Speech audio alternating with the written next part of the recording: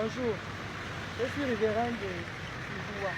Regardez comment les filles ont commencé, les mères, les enfants, le matin pour aller à l'école. Ils sont obligés de soulever les enfants. Ce que nous on veut, c'est que la route puisse voir, cette route-là puisse voir le jour. Ça va nous aider avec les enfants, avec les mères, tout le matin de série. Vraiment, monsieur le président de la République, faites quelque chose pour nous. Nous avons assez souffert au 4e arrondissement, c'est un arrondissement qui a toujours été oublié. Nous voulons cette année voir de bonnes choses dans notre arrondissement. Merci encore. Merci madame. Alors bonjour aux Gabonaises et aux Gabonais, en particulier aux Port-Gentillaises et aux Port-Gentillais. Nous sommes aujourd'hui le mercredi 30 octobre 2024 et je me trouve là sur l'axe Camboiro. Pour ceux qui connaissent bien Port-Gentil, Camboiro, Izoua en passant par Cuvette Centrale. Alors force est de constater que depuis l'annonce des débuts des travaux, malheureusement les travaux n'ont jamais commencé sur cet axe là.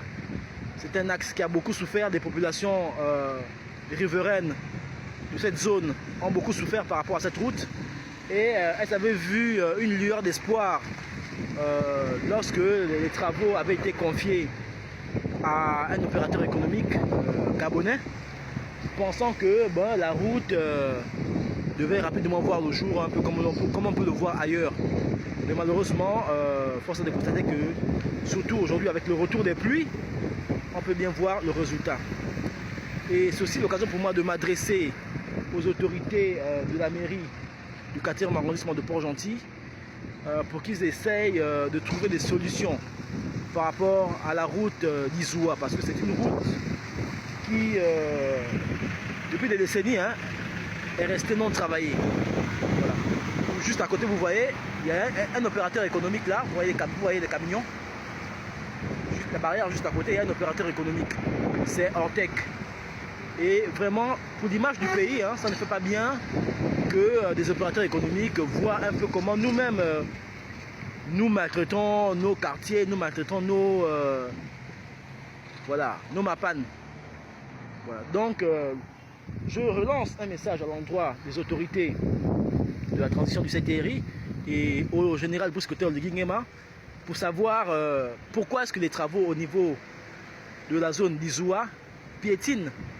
Pourquoi est-ce que, comme les autres axes ou les autres ruelles qui ont déjà opéré leur cure de jouvence, Izoua n'a toujours pas, les travaux au niveau de Izoua n'ont toujours pas démarré. Voilà.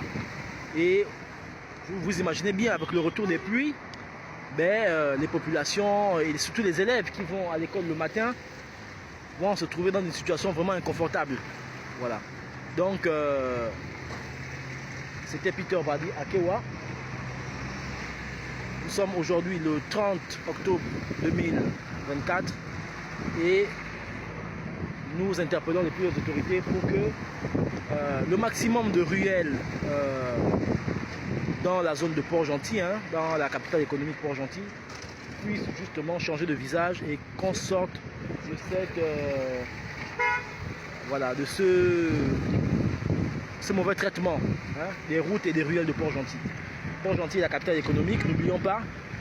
C'est ici d'où sort l'essentiel des devises de l'économie de l'État. Et malheureusement, on voit bien que Port-Gentil n'a jamais vraiment